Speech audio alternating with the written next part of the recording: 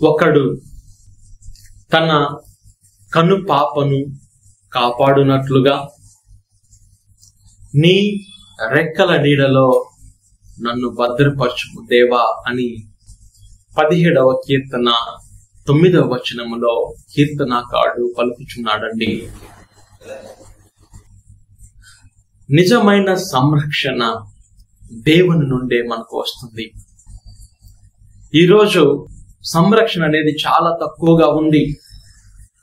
బయట ఎన్నో యాక్సిడెంట్స్, ఎక్కడ చూసినా భయంకరమైనటువంటి పరిస్థితులు, ప్రపంచంలో పలు చోట్ల యుద్ధములు. ఒక వ్యక్తి ఇంటి నుండి బయటికి వెళ్ళాడంటే ఆ వ్యక్తి మరల సురక్షితంగా ఇంటికి వస్తాడనేటువంటి నమ్మకం లేదు. రోడ్డు మీద ఎన్నో యాక్సిడెంట్స్, అకస్మాత్తుగా ఎంతో మంది మరణిస్తున్నారు. ఎన్నో కొత్త కొత్త రోగములు, వ్యాధులు. మనము తినేటువంటి తిండిలో నాణ్యత లేదు. మన యొక్క ఆయుష్ కాలం చాలా వరకు తగ్గిపోయింది. అకస్మాత్తుగా ప్రజలు మరణిస్తున్నారు. నిన్నటి వరకు మన కంటి ముందు తిరిగినటువంటి వ్యక్తి సడన్ గా మరణిస్తున్నాడు. నిన్నటి వరకు మన కంటి ముందు తిరిగినటువంటి స్త్రీ సడన్ గా మరణిస్తుంది. ఊహించినటువంటి మరణములు ఎన్నో సంభవిస్తున్నాయి. సంరక్షణ లేదు, భద్రత లేదు.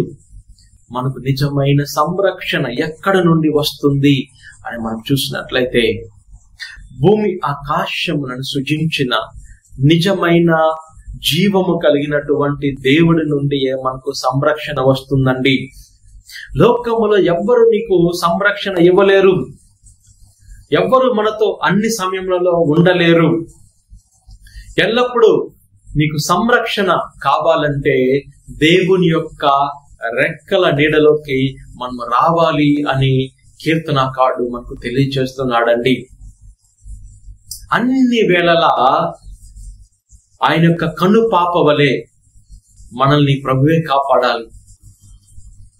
ఒక్క నిమిషము ఆయన మన పట్ల శ్రద్ధ చూపించినట్లయితే మనం జీవించలేము. నిత్యము మనం ఆయన యొక్క సంరక్షణ వెతకాలి. ఇంట్లోంచి బయటికి వెళ్తున్న ప్రతిసారి ప్రార్థన చేసుకోవాలి.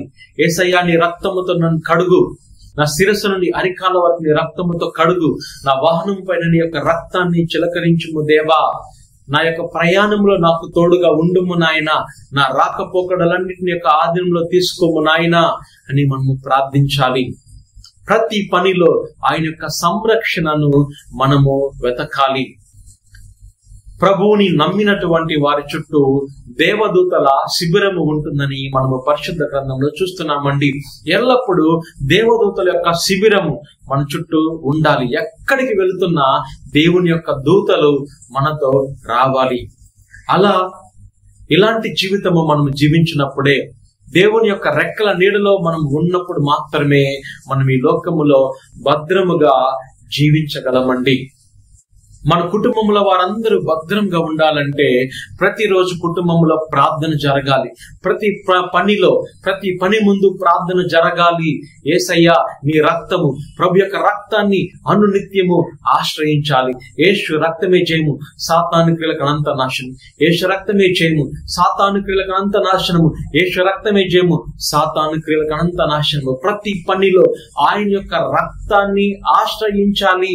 నీ రక్తాన్ని మా పైన, మా ఆస్తిపాస్తుల పైన, మాకున్న ప్రతి ఒక్క దానిపైన నీ రక్తాన్ని చిలకరించుము దేవా.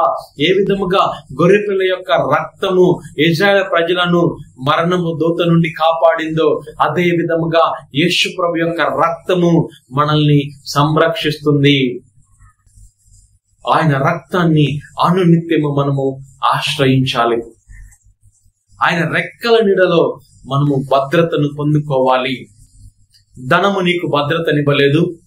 లోకంలో ఉన్నటువంటి మనుషులు నీకు సంరక్షణ ఇవ్వలేరు.